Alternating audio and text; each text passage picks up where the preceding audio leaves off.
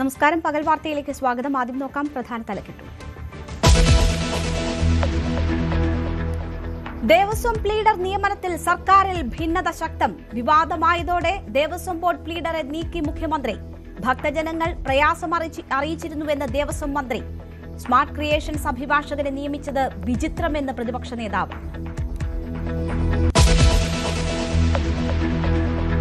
നിപ്പയിൽ ആശ്വാസം. നിരീക്ഷണത്തിലുള്ള 3 പേരുടെ ഫലം നെഗറ്റീവ്. നേരിട്ട് സമ്പർക്കമുള്ളവരും നെഗറ്റീവ്. നിപ പ്രതിരോധ പ്രവർത്തനം ഏകോപിപ്പിക്കാൻ ആരോഗ്യമന്ത്രി കോഴിക്കോട്ടേക്ക്. സംസ്ഥാനത്ത് ഷിഗല്ല ഭീതി തുടരുന്നു.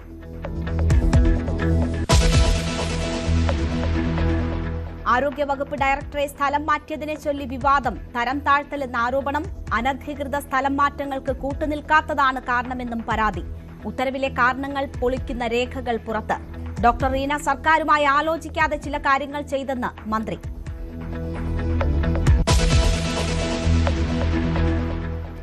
സ്വർണ്ണപ്പാളി കൈമാറ്റ കേസിൽ PS പ്രശാന്തും കുരുക്കിലേക്ക്. പ്രശാന്തിനും മുന്നംഗം അജികുമാറിനും നോട്ടീസ്. അടുത്തയാഴ്ച ചോദ്യം ചെയ്യലിന് ഹാജരാകണം. ദേവസ്വം ബോർഡ് മുൻ ഉദ്യോഗസ്ഥൻ മുരാരി ബാബു അന്തരിച്ചു.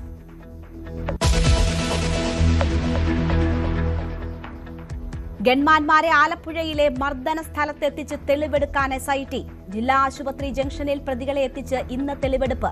കേസിൽ ചോദ്യം ചെയ്യൽ ഇന്ന് അവസാനിക്കും. പ്രധാന ചോദ്യങ്ങളോട് പൂർണ്ണ നിസ്സഹകരണമെന്ന് SIT. കോടതിയെ ധരിപ്പിക്കാൻ തീരുമാനം. സമൂഹമാധ്യമങ്ങളിലൂടെയുള്ള അധിക്ഷേപത്തിൽ യൂട്യൂബർമാർക്കെതിരെ പരാതി നൽകാൻ നടി ലക്ഷ്മിപ്രിയ. യൂട്യൂബർമാർക്ക് പിന്നിലുള്ളവർക്കെതിരെയും നടപടി വേണമെന്ന ആവശ്യം. തൊപ്പി ഗ്യാങ്ങിനെതിരെ അന്വേഷണത്തിന് ഉത്തരവിട്ട് സംസ്ഥാന പോലീസ് മേധാവി.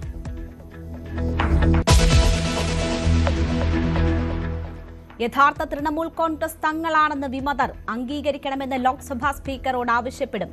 തിങ്കളാഴ്ച സ്പീക്കറെ കാണും. 19 MPമാരുടെ പിന്തുണയുണ്ടെന്ന് അവകാശവാദം. പശ്ചിമേഷ്യൻ സമാധാന കരാറിൽ അനിശ്ചിതത്വം. കരാറിന്റെ കരട് പുറത്തുവിട്ട് ഇറാൻ മാധ്യമങ്ങൾ. വ്യവസ്ഥകളിൽ ക്ഷുഭിതനായി ട്രംപ്. ഇറാനികൾക്ക് പണം ലഭിക്കാനുള്ള വ്യവസ്ഥകളൊന്നും കരാറിൽ ഇല്ല എന്ന് JD വാൻസ്.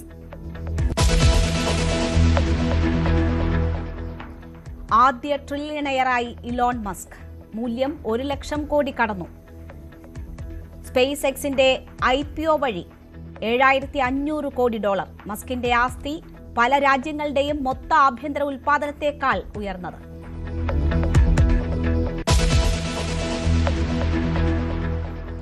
വാർത്തയിലേക്ക് വിശദമായി.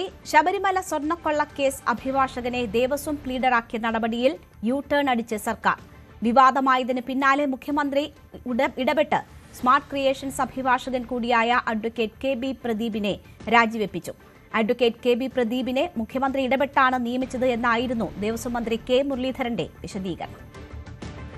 അദ്ദേഹത്തിന് വെക്കാൻ കാരണം അദ്ദേഹം പ്രശസ്തനായിട്ടുള്ള ക്രിമിനൽ ലോയർ എന്നുള്ള നിലയ്ക്ക് ഈ സാധാരണ രീതിയിൽ കേസ് നന്നായി വാദിക്കും എന്നുള്ള ഉദ്ദേശത്തിലായിരിക്കണം വെച്ച് കാണുക. അതങ്ങനെയാണ് വെച്ചിട്ടുള്ളതെന്നാണ് ഞാൻ മനസ്സിലാക്കുന്നത്.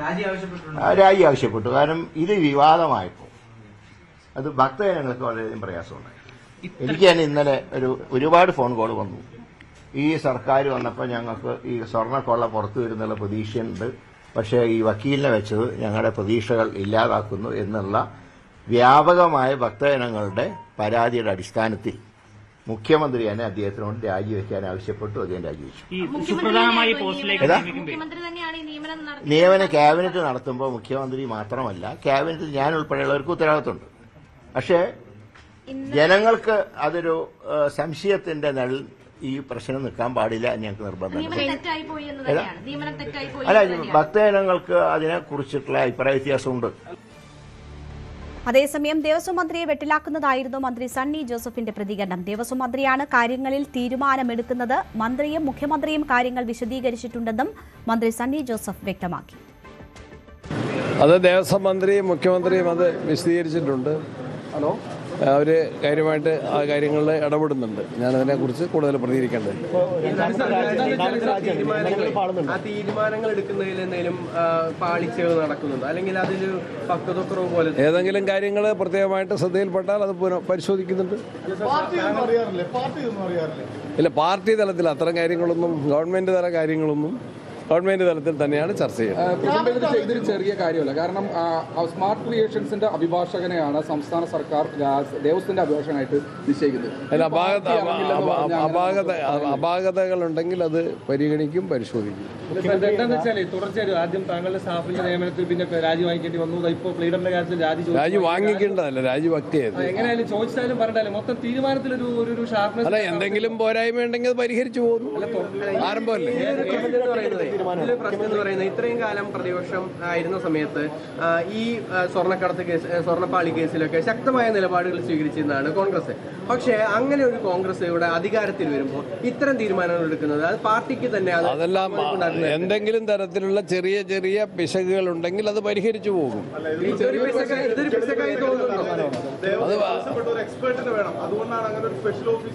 അത് ദേവസ്വം മന്ത്രിയാണ് ആ കാര്യങ്ങൾ വിശദീകരിക്കേണ്ടത്. അത് അദ്ദേഹമായിട്ട് ആലോചിക്കാൻ നമുക്ക്.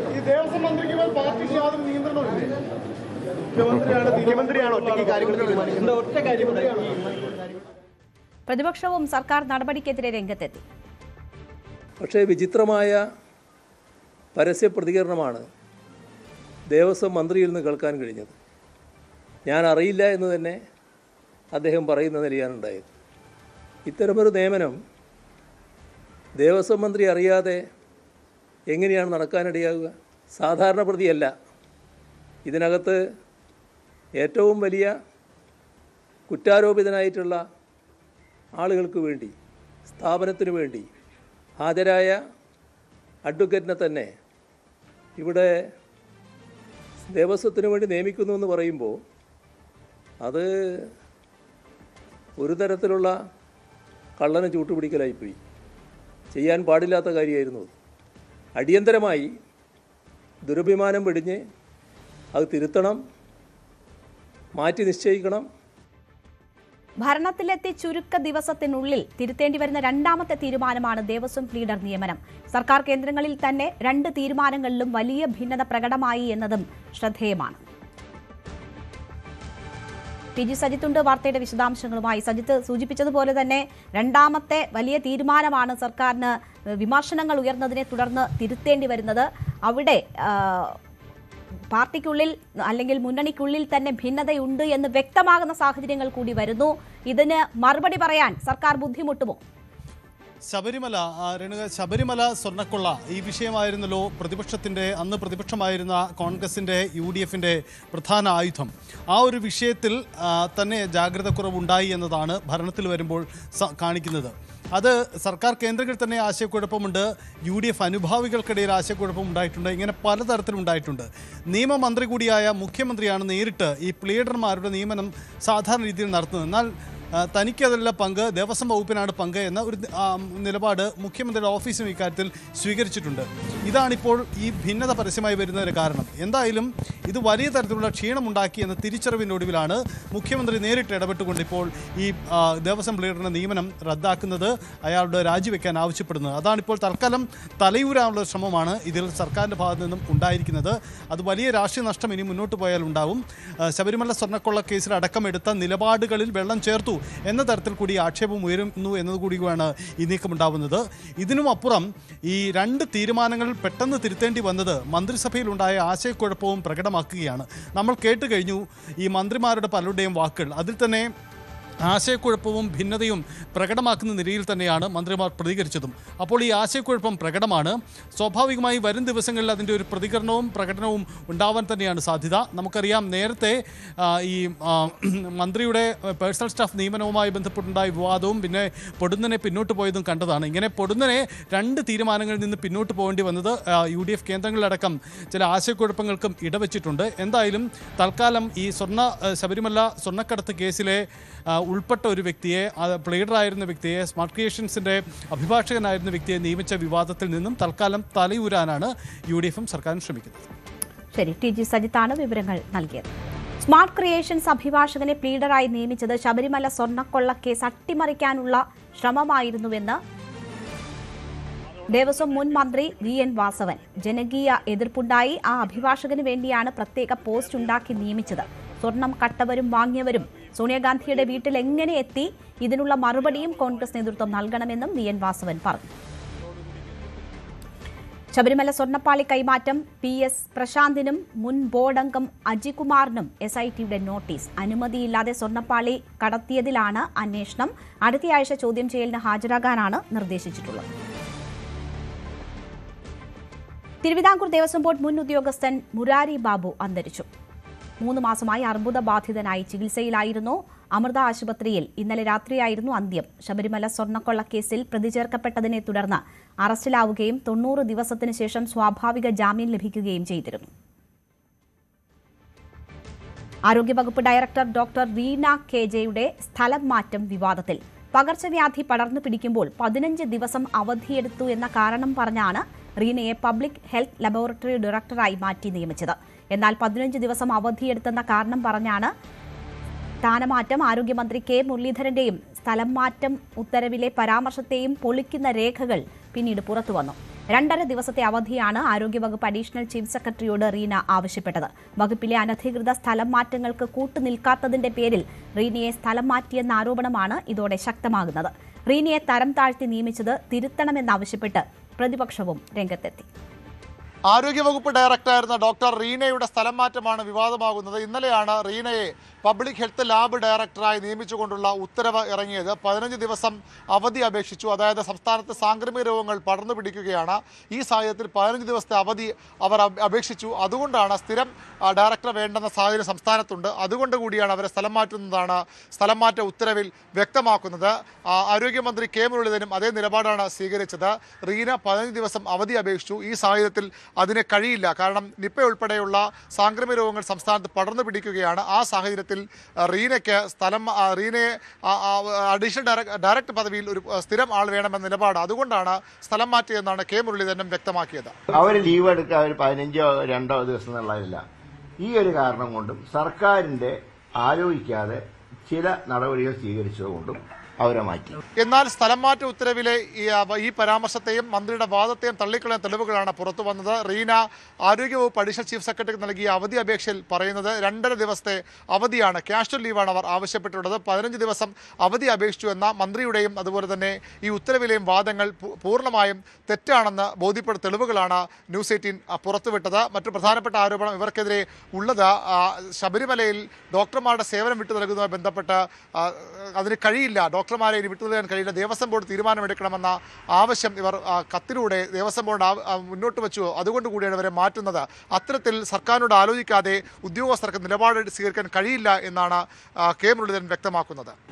ചില നടപടികൾ ഗവൺമെന്റുമായിട്ട് ആലോചിക്കാതെ ചെയ്തു. ഇപ്പോൾ ശബരിമലയിൽ തന്നെ ഡോക്ടർമാരുടെ സേവനം വിട്ടു നൽകാൻ കഴിയില്ല എന്ന് ഒരു ഗവൺമെന്റ് വന്ന് ആ ഗവൺമെന്റിലെ മുഖ്യമന്ത്രിയോ മന്ത്രിമാരോ ചാർജ് എടുത്ത് 48 മണിക്കൂറിന് മുമ്പ് അവരുമായിട്ട് ആലോചിക്കാതെ ഒരു ലെറ്റർ കൊടുത്തു. അത് തെറ്റാണ്. അപ്പോൾ ഗവൺമെന്റ് തീരുമാനിക്കുന്നതിന് മുമ്പ് അങ്ങനെ കത്ത് കൊടുത്തത് ശരിയല്ല.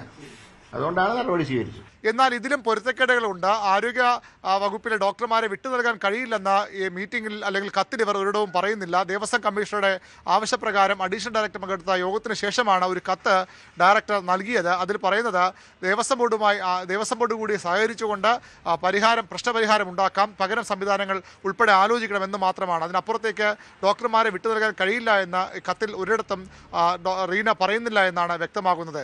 ഏതായാലും ആരോഗ്യവകുപ്പിന്റെ ഈ നീക്കം വലിയ വിവാദമായിരിക്കുകയാണ്. കാരണമായി ചൂണ്ടിക്കാണിക്കപ്പെടുന്നത് ചില അനധികൃത സ്ഥലം മാറ്റങ്ങൾ, അതായത് മറ്റു വകുപ്പുകളിലെ പോലെ ആരോഗ്യ വകുപ്പിലും ജീവനക്കാരുടെ സ്ഥലം മാറ്റം നടത്തണമെന്ന വലിയ സമ്മർദ്ദം ജീവനക്കാരുടെ സംഘടനകൾ, കോൺഗ്രസ് അനുകൂല സംഘടനകൾ ഡയറക്ടർ മേൽ ചുമത്തിയിരുന്നവർ അതിന് വഴങ്ങിയില്ല. അതുകൊണ്ട് കൂടിയാണ് അവരെ സ്ഥലം മാറ്റുമെന്ന ആരോപണമാണ് ശക്തമാകുന്നത്. മാത്രമല്ല K കരുണാകരൻ്റെ ഡോക്ടറായിരുന്ന വിശ്വസ്തനായിരുന്ന ഉണ്ണികൃഷ്ണനെ അഡീഷണൽ ഡയറക്ടറായി അടുത്തിടെ നിയമിച്ചിരുന്നു. അദ്ദേഹം കോൺഗ്രസിൻ്റെ ഷാൾ അണിഞ്ഞു നിൽക്കുന്ന ചിത്രങ്ങളൊക്കെ വിവാദമായിരുന്നു.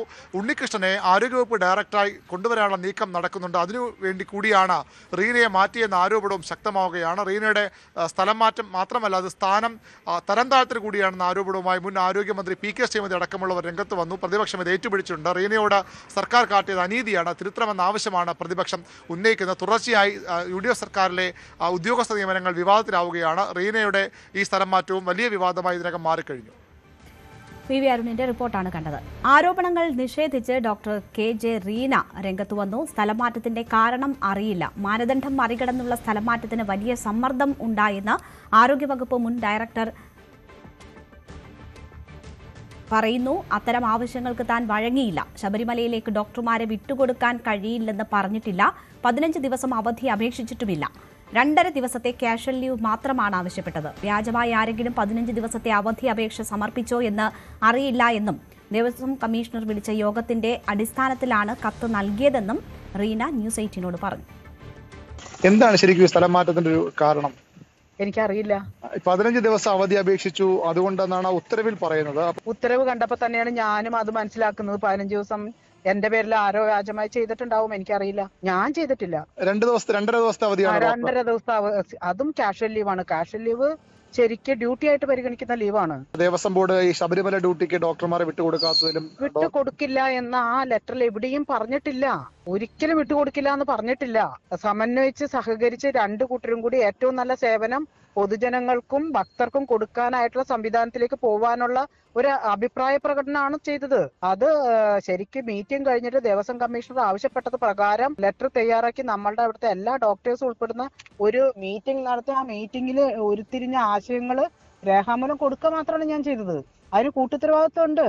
സ്റ്റേറ്റ് നോഡൽ ഓഫീസർ ഒപ്പിട്ട് അഡീഷണൽ ഡയറക്ടർ ഒപ്പിട്ടാണ് എന്റെ അടുത്ത് സംഭവ ഫയൽ വന്നത്. സത്യസന്ധമായി പറയണെങ്കിൽ എനിക്ക് അറിയില്ല. ഈ വകുപ്പിൽ ചില സ്ഥലം മാറ്റങ്ങൾക്ക് വേണ്ടി യൂണിയന്റെ നിർബന്ധം ഉണ്ടായിരുന്നു. അപ്പൊ അതിന് വഴങ്ങാത്തതുകൊണ്ടാണെന്ന തരത്തിലുള്ള ഒരു സമ്മർദ്ദങ്ങൾ ഇഷ്ടംമാതിരി ഉണ്ടായിട്ടുണ്ട്. പക്ഷെ ഞാൻ എപ്പോഴും ഗൈഡ് ലൈൻസ് പാലിച്ചുകൊണ്ട് മാത്രം ചെയ്യുന്ന ഒരു ഉദ്യോഗസ്ഥയാണ്.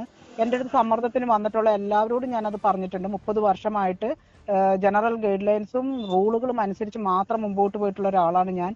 അതുകൊണ്ട് തന്നെ ഇനിയുള്ള 11 മാസവും അങ്ങനെ തന്നെ റൂളുകൾ അനുസരിച്ച് മാത്രം പോകാൻ എനിക്ക് സാധിക്കുകയുള്ളൂ എന്ന് പറഞ്ഞിട്ടുള്ള ഉദ്യോഗസ്ഥനാണ്.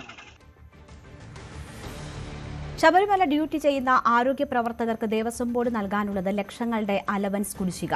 അറ്റൻഡർമാർ മുതൽ ഡോക്ടർമാർ വരെയുള്ളവർക്ക് അലവൻസ് നൽകിയിട്ട് 2 വർഷത്തിലേറെയായി. ജീവനക്കാരുടെ പരാതിയെ തുടർന്നാണ് ശബരിമല ഡ്യൂട്ടിക്ക് ദേവസ്വം ബോർഡ് തന്നെ ഡോക്ടർമാരെ കണ്ടെത്തണമെന്ന് ആരോഗ്യവകുപ്പ് ആവശ്യപ്പെട്ടത്.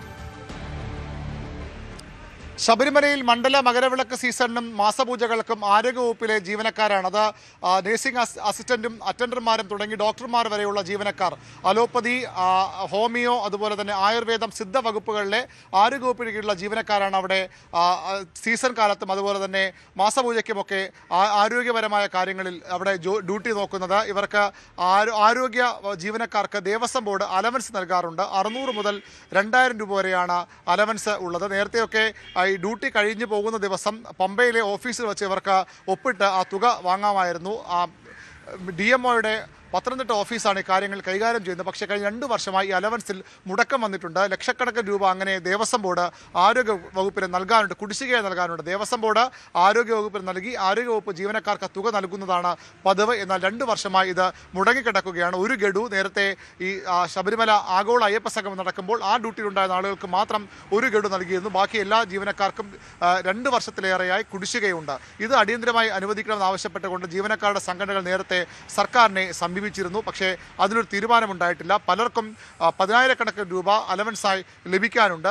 അത്തരം സാഹചര്യത്തിൽ ഈ ഡ്യൂട്ടിയിൽ നിന്ന് വിട്ടുനിൽക്കാൻ ജീവനക്കാർ പലപ്പോഴും ആലോചിച്ചു. എന്നാൽ അടിയന്തര സേവനം കൂടിയാണ് ശബരിമല ഡ്യൂട്ടി. അതുകൊണ്ട് അതിനവർക്ക് കഴിയാത്ത സാഹചര്യവുമുണ്ട്. ഈ വലിയ പ്രഷർ, വലിയ സമ്മർദ്ദമുള്ള സാഹചര്യത്തിലാണ് നേരത്തെ ദേവസ്വം കമ്മീഷൻ വിളിച്ച യോഗത്തിന് ശേഷം ഇത്തരത്തിൽ ഈ കാര്യത്തിലൊരു പുനഃപരിശോധന വേണം. ഒന്നുകിൽ ദേവസ്വം ബോർഡ് ഈ തുക കുടിശ്ശിക കൊടുത്തു തീർക്കണം, അല്ലെങ്കിൽ ദേവസ്വം ബോർഡിന്റെ കൂടി സഹകരണത്തോടു കൂടി ഡോക്ടർമാരടക്കമുള്ളവരെ പുറത്തുനിന്ന് കണ്ടെത്തണമെന്ന ആവശ്യം ആരോഗ്യവകുപ്പ് ഡയറക്ടർ അടക്കമുള്ളവർ മുന്നോട്ട് വച്ചത്. ഏതായാലും അതിൽ തീരുമാനമായിട്ടില്ല. പക്ഷേ ഈ കുടിശ്ശിക ഇപ്പോഴും 2 വർഷത്തിലേറെ ആയുള്ള കുടിശ്ശിക നൽകാനുണ്ട്. ശബരിമല സീസൺ ആരംഭിക്കുമ്പോഴും മാസപൂജയ്ക്കുമൊക്കെ ജീവനക്കാർക്ക് അവിടെ ചെല്ലാൻ പലരും പല സ്ഥലങ്ങളിൽ നിന്ന് വരുന്ന ആളുകളാണ്. അവർക്ക് യാത്രാക്കൂലി അടക്കം പരിഗണിച്ചുകൊണ്ട് വരുന്ന ദൂരം അടക്കം പരിഗണിച്ചുകൊണ്ടാണ് അവരുടെ അലവൻസ് തീരുമാനിക്കുന്നത്. ആ അലവൻസിൽ 2 വർഷത്തിലേറെ കുടിശ്ശിക ഉണ്ടായിട്ടും സർക്കാർ ഇടപെടാത്തതിനാണ് ആരോഗ്യവകുപ്പിന് വലിയ അതൃപ്തിയുള്ളത്. ഏതായാലും അടുത്ത സീസണിന് മുമ്പായി പ്രശ്നം പരിഹരിക്കാൻ ദേവസ്വം ബോർഡ് തയ്യാറാകുമോ എന്നാണ് അറിയേണ്ടത്.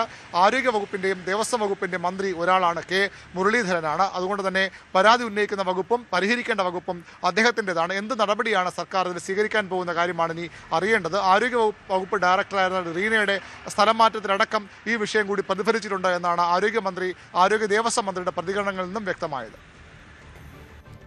കോഴിക്കോട് നിപ്പ ബാധിച്ചയാളുടെ ആരോഗ്യനില അതീവ ഗുരുതരം. കൂടുതൽ പേരുടെ പരിശോധനാ ഫലം ഇന്ന് വരും. അതിനിടെ നിപ്പ പ്രതിരോധ നടപടികൾ വിലയിരുത്തുന്നതിന്റെ ഭാഗമായി കേന്ദ്ര സംഘം കോഴിക്കോടെത്തി നിപ്പ ഉറവിടം കണ്ടെത്തുകയാണ് ലക്ഷ്യം. വിവിധയിടങ്ങളിൽ സംഘം പരിശോധന നടത്തും. 5 അംഗ ഉദ്യോഗസ്ഥ സംഘം ജില്ലാ കളക്ടർ, ആരോഗ്യവകുപ്പ് ഉദ്യോഗസ്ഥർ എന്നിവരുമായി ചർച്ച നടത്തുകയാണ്. നിപ പ്രതിരോധ പ്രവർത്തനങ്ങളിൽ സർക്കാരിന് ഗുരുതര വീഴ്ചയെന്നാരോപിച്ച് പ്രതിപക്ഷ പ്രതിഷേധം. മന്ത്രി കോഴിക്കോട്ടെത്തി ക്യാമ്പ് ചെയ്ത് പ്രവർത്തനങ്ങൾ ഏകോപിപ്പിക്കണമെന്നതാണ് പ്രതിപക്ഷത്തിന്റെ ആവശ്യം. വീഴ്ച ആരോപിച്ച് മുഹമ്മദ് റിയാസ് MLAയുടെ നേതൃത്വത്തിൽ LDF പ്രവർത്തകർ ജില്ലാ കളക്ടറെ ഉപരോധിച്ചു. ഇവിടെ കണ്ടെയ്ൻമെന്റ് സോണുമായി ബന്ധപ്പെട്ട ചില വിഷയങ്ങളുണ്ട്, അത് ശ്രദ്ധപ്പെടുത്തിയിരുന്നു. അപ്പോൾ അതിൽ കോണ്ടാക്ട് ലിസ്റ്റും മറ്റുമുള്ള ആളുകളുണ്ട്. അവരെ കൺട്രോൾ റൂമിൽ നിന്നും സാധാരണ വിളിച്ച് ആത്മവിശ്വാസം നൽകാറുണ്ട്. കഴിഞ്ഞ നിപ ഘട്ടങ്ങളിലൊക്കെ നൽകിയിട്ടുണ്ട്. അതിൽ മന്ത്രിമാരും ജനപ്രതിനിധികളൊക്കെ അവരെ വിളിക്കാറുണ്ട്. ഇത് ഇന്നലെ ഇവിടെ ശ്രദ്ധപ്പെടുത്തിയിരുന്നു. അപ്പോൾ അങ്ങനെ ഒരു സംവിധാനം വേണ്ടതില്ല, ആലോചിച്ച് പറയാം എന്ന് പറഞ്ഞു. പേഷ്യൻസിനെ വിളിക്കാനൊന്നുമല്ല, ഈ കോണ്ടാക്ട് ലിസ്റ്റ്, പേഷ്യൻസിനെ നമുക്ക് വിളിക്കാനും പറ്റില്ലല്ലോ. കോണ്ടാക്ട് ലിസ്റ്റിലുള്ള ആളുകളെ ഒന്ന് വിളിച്ച് നിങ്ങൾ ധൈര്യമായിട്ടിരിക്കണം, സർക്കാരും നമ്മളെല്ലാവരും ഒരുമിച്ചാണ്, ധൈര്യമായിരിക്കണം എന്ന് അവർ പറയുമ്പോൾ ഒരു MLAക്കും പറയാനുള്ള അവകാശമില്ലേ, മുൻകാലങ്ങളിൽ അത് ചെയ്തിട്ടില്ലേ എന്ന ചോദ്യം മുന്നോട്ട് വെച്ചിരുന്നു. അപ്പോൾ ഈ നമ്പറൊക്കെ വേണമെങ്കിൽ നമുക്ക് MLA ഓഫീസിലിരുന്ന് വിളിക്കാവുന്നതാണ്. പക്ഷെ അങ്ങനെയല്ലല്ലോ, ഒരു സംവിധാനത്തിന്റെ ഭാഗമായുള്ള ഒരു കൺട്രോൾ റൂമിൽ ഇരുന്ന് വിളിക്കുമ്പോൾ അവിടെ MLAക്ക് ഒരു ആളുകളോട് 2-3 ആളുകളോട് സംസാരിക്കാനോ അല്ല അവർ പറയുന്നത് കേൾക്കാനോ പാടില്ല എന്നുള്ളത് ശരിയാണോ എന്നുള്ളത് ചോദിച്ചിരുന്നു. അപ്പോൾ ഉദ്യോഗസ്ഥർ പറഞ്ഞത് മന്ത്രി ഓഫീസിൽ നിന്ന് പറഞ്ഞാണ്. ഞാൻ മന്ത്രിയെ ഇപ്പോൾ വിളിച്ചിരുന്നു, അപ്പോൾ മന്ത്രി ആലോചിച്ച് പറയാമെന്ന് പറഞ്ഞു. നിപ്പയുടേതായ ഗൗരവത്തിൽ കൈകാര്യം ചെയ്യൽ നടക്കുന്നുണ്ടോ എന്നുള്ളതാണ്.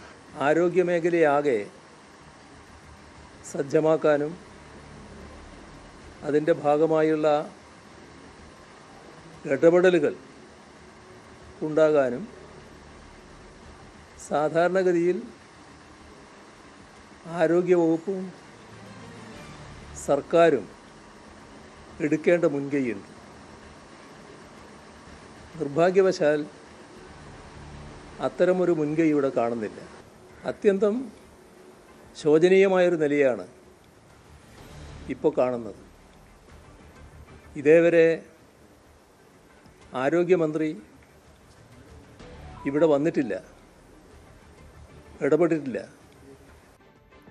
അതേസമയം നിപ പ്രതിരോധത്തിൽ ഒരു വീഴ്ചയുമില്ല എന്നതാണ് സർക്കാരിന്റെ നിലപാട്. നിപ വ്യാപനം ഉണ്ടായിട്ടില്ല, രോഗം വന്നപ്പോൾ താൻ കോഴിക്കോട്ടുണ്ടായിരുന്നു. പ്രതിപക്ഷത്തിന്റേത് രാഷ്ട്രീയ ആരോപണമെന്ന് ആരോഗ്യമന്ത്രി കെ മുരളീധരൻ പറഞ്ഞു. മരുന്നുകൾ എത്തിയിട്ടില്ല, റെംഡെസിവിർ അടക്കം എത്തിയില്ല എന്ന് ഒരു മരുന്ന് മാത്രമാണ് ഈ പറയുന്ന ആന്റിവൈറൽ മെഡിസിൻ മാത്രമാണ് എത്താൻ ബാക്കിയുള്ളത്. അത് ചെന്നൈയിൽ സ്റ്റോക്ക് ഉണ്ടായിരുന്ന മരുന്ന് എക്സ്പയറി ഡേറ്റ് ആയതാണ്. അതുകൊണ്ട് ഇന്ന് വൈകുന്നേരത്തിന് മുമ്പ് അത് ഡൽഹിയിൽ നിന്ന് എത്തിക്കുന്നതാണ്. ബാക്കി എല്ലാ മരുന്നുകളും സ്റ്റോക്കുണ്ട്.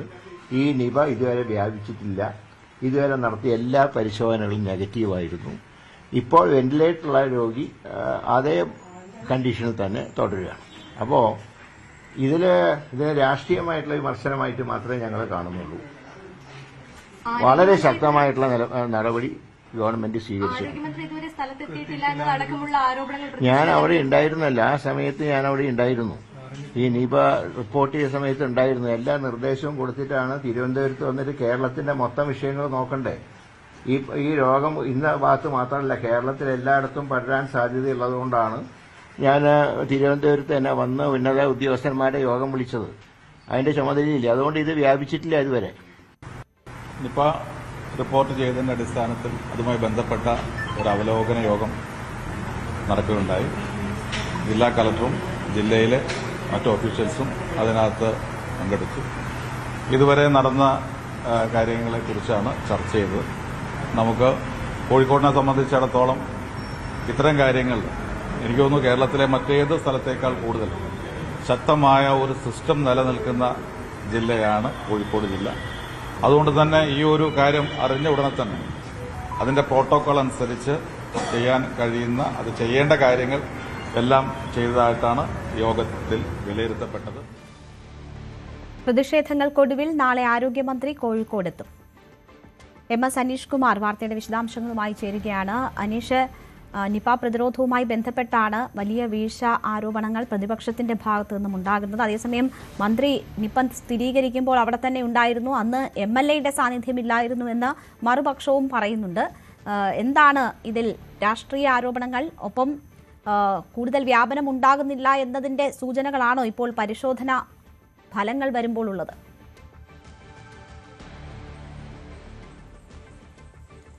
രേണുക, രണ്ട് കാര്യങ്ങളുണ്ട്. ഒന്ന്, ഈ മുൻകാലങ്ങളിലൊക്കെ നിപ സ്ഥിരീകരിക്കുമ്പോൾ അല്ലെങ്കിൽ ഇതുമായി ബന്ധപ്പെട്ട ലക്ഷണങ്ങളുടെ ആളുകളെ കണ്ടെത്തുമ്പോഴൊക്കെ മന്ത്രിമാർ ഇവിടെ തമ്പടിച്ചാണ് കാര്യങ്ങൾ ചെയ്തിരുന്നത്. കഴിഞ്ഞ രണ്ട് മന്ത്രിമാരും KK ശൈല ടീച്ചറും വീണ ജോർജും ഈ നിപ സ്ഥിരീകരിച്ച അന്ന് തന്നെ കോഴിക്കോട്ടേക്ക് എത്തുകയും അവിടെ ക്യാമ്പ് ചെയ്ത് അവലോകന യോഗങ്ങളും പിന്നീട് നടത്തേണ്ട മുന്നൊരുക്കങ്ങളെക്കുറിച്ചൊക്കെ കൃത്യമായ ഒരു നിർദ്ദേശം നൽകുകയും ചെയ്തു. പക്ഷേ ഇന്നാണിപ്പോൾ ഒരു മന്ത്രിയുടെ നേതൃത്വത്തിൽ ഒരു യോഗം കോഴിക്കോട്ട് കളക്ട്രേറ്റിൽ ചേരുന്നത്. ഈ നിപ സ്ഥിരീകരിച്ച അന്ന് തന്നെ, അതും അതിൻ്റെ തലേദിവസവും അന്നും മന്ത്രി K മുരളീധരൻ സ്ഥലത്തുണ്ടായിരുന്നു. പക്ഷേ വൈകുന്നേരം അദ്ദേഹം റെയിൽവേ സ്റ്റേഷനിൽ നിൽക്കുമ്പോഴാണ് ഈ കാര്യം അറിയുന്നത്.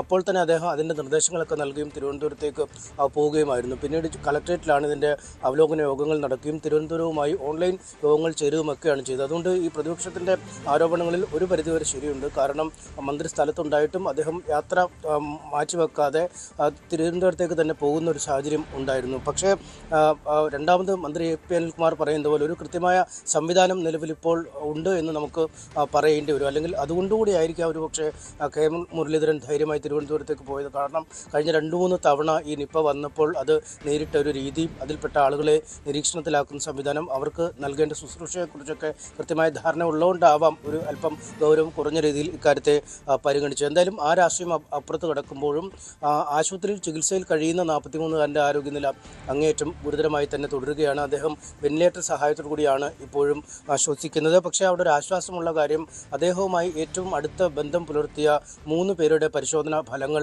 വന്നിട്ടുണ്ട്. അവരുടെ 3 പേരുടെയും നെഗറ്റീവാണ്. അതായത് അവർക്ക് രോഗലക്ഷണങ്ങൾ ഇല്ല എന്നാണ് നമുക്ക് ഈ ഘട്ടത്തിൽ ഉറപ്പിക്കാൻ കഴിയുന്നത്. അവരെ ഇന്നലെ തന്നെ കോഴിക്കോട് മെഡിക്കൽ കോളേജ് ആശുപത്രിയിലെ പ്രത്യേക വാർഡിലേക്ക് നിരീക്ഷണത്തിന് മാറ്റുകയും അവിടെ നിന്ന് സ്രവം ശേഖരിക്കുകയുമായിരുന്നു. എന്തായാലും അവരുടെ മേലുള്ള നിരീക്ഷണം തുടരുമെന്നാണ് പറയുന്നത്. ഒപ്പം ആദ്യഘട്ടത്തിൽ 77 പേരെയാണ് ഈ സമ്പർക്ക പട്ടികയിൽ ഉൾപ്പെടുത്തിയതെങ്കിൽ പിന്നീട് 87 പേരായി അത് വർദ്ധിപ്പിച്ചിരുന്നു. അതിൽ 58 പേരും ആരോഗ്യ പ്രവർത്തകരാണ്. അതുകൊണ്ട് തന്നെ ആശങ്ക അധികം വേണ്ട എന്നാണ് ആരോഗ്യവകുപ്പ് പറയുന്നത്. കാരണം ഈ ആരോഗ്യ പ്രവർത്തകർ കൃത്യമായ പ്രോട്ടോക്കോളൊക്കെ പാലിച്ച് സുരക്ഷാ മാനദണ്ഡങ്ങളൊക്കെ പാലിച്ചാണ് ഇവരെ ശുശ്രൂഷിച്ചത്. കേന്ദ്ര സംഘത്തിലെ 5 ഉദ്യോഗസ്ഥർ കൂടി എത്തിയിട്ടുണ്ട്. അവരിപ്പോൾ ആ വിദഗ്ധ സംഘം കോഴിക്കോട് കളക്ട്രേറ്റിൽ ഉണ്ട്. രേണുക, സനീഷ് കുമാറാണ് വിവരങ്ങൾ നൽകിയത്. രോഗവ്യാപനം സംബന്ധിച്ചുള്ള ഭീതി അകലുന്നു എന്നതിന്റെ സൂചനകളുണ്ട്. അതേസമയം രാഷ്ട്രീയ വിവാദം കനക്കുകയാണ്.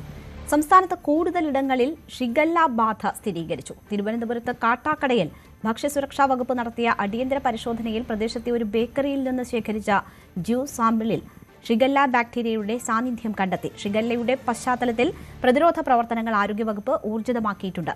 വയനാടിനും കൊല്ലത്തിനും പുറമെയാണ് കൂടുതൽ ജില്ലകളിൽ രോഗം സ്ഥിരീകരിക്കുന്നത്. തിരുവനന്തപുരം ജില്ലയിലും ഷിഗല്ല സ്ഥിരീകരിച്ചതോടുകൂടി കനത്ത ജാഗ്രതയിലാണ് ജില്ലയിലെ ആരോഗ്യ കേന്ദ്രങ്ങളും ഒപ്പം പൊതു ഇടങ്ങളിലെ തട്ടുകട അടക്കമുള്ള പല ഹോട്ടലുകളിലും കൃത്യമായ പരിശോധന ഇപ്പോൾ ആരോഗ്യ വിഭാഗവും ഒപ്പം ഭക്ഷ്യസുരക്ഷാ വിഭാഗവും നടത്തുന്നുണ്ട്. കഴിഞ്ഞ ദിവസം കാട്ടാക്കടയിൽ ഒരു ഷിഗല്ല പോസിറ്റീവ് കേസ് കൂടി റിപ്പോർട്ട് ചെയ്തിരുന്നു. അതിന്റെ ഭാഗമായി നടത്തിയ പരിശോധനയിൽ അവിടെ ഒരു ബേക്കറിയിൽ ഷിഗല്ല സാന്നിധ്യം, ബേക്കറിയിലെ പാനീയത്തിൽ ഷിഗല്ല സാന്നിധ്യം സ്ഥിരീകരിച്ചിരുന്നു. ആ ബേക്കറി പിന്നീട് അടപ്പിക്കുകയും ചെയ്തു. തുടർന്നും കാട്ടാക്കട മേഖലയിലും ഈ ചാക്ക അടക്കമുള്ള പല മേഖലകളിലും പല സ്ഥലങ്ങളിലായിട്ടാണ് ഈ പോസിറ്റീവ് കേസുകൾ റിപ്പോർട്ട് ചെയ്തിരിക്കുന്നത്. ആ ഭാഗങ്ങളിലടക്കം ഇപ്പോൾ ആരോഗ്യ പ്രവർത്തകരും ആരോഗ്യ വകുപ്പിന്റെ ഭാഗത്തു നിന്നും ഭക്ഷ്യസുരക്ഷാ വകുപ്പിന്റെ ഭാഗത്തു നിന്നും വ്യാപകമായ പരിശോധനകൾ നടക്കുന്നുണ്ട്. ഒപ്പം കുടിവെള്ള സ്രോതസ്സുകളിൽ ക്ലോറിനേഷൻ നടപടികളും പുരോഗമിച്ചു വരുന്നുണ്ട്. പ്രധാനമായും ഈ ഒരു രോഗലക്ഷണമുള്ള ആൾക്കാർ പെട്ടെന്ന് തന്നെ ആരോഗ്യ സേവനം അല്ലെങ്കിൽ ആശുപത്രി സേവനം അടക്കം ലഭ്യമാക്കണമെന്ന് തന്നെയാണ് ഇപ്പോഴും ആരോഗ്യ പ്രവർത്തകരുടെ ഭാഗത്തുനിന്ന് വരുന്ന അല്ലെങ്കിൽ ആരോഗ്യ വകുപ്പിന്റെ ഭാഗത്തുനിന്ന് വരുന്ന നിർദ്ദേശം.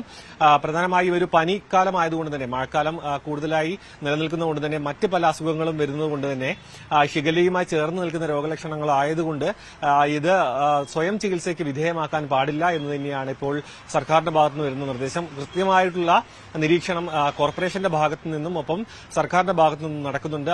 അതിനൊപ്പം തന്നെ ശുചീകരണ പ്രവർത്തനങ്ങളും നടക്കുന്നുണ്ട്.